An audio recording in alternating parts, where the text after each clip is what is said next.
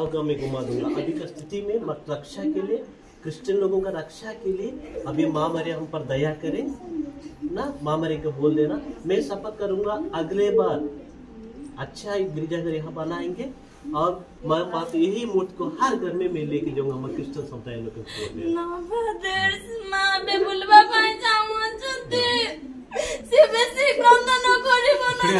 ఇప్పుడే వెళ్ళాలా